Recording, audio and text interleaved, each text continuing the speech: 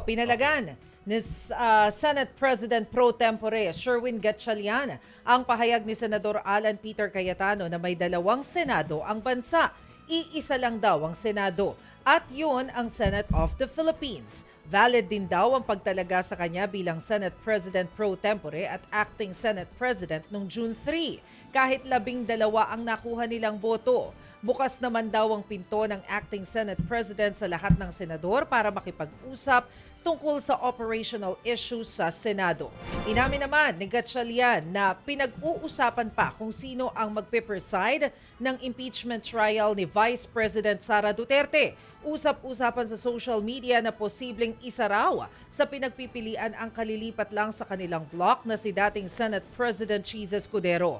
Matatanda ang inamyendahan ng Senate rules at pinayagan ng ibang senador na maging presiding officer kapag nakuha ang majority vote.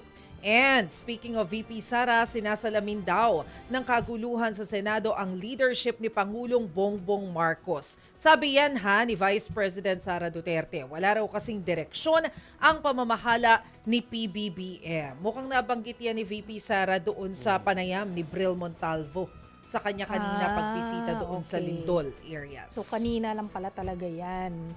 Fresh na fresh.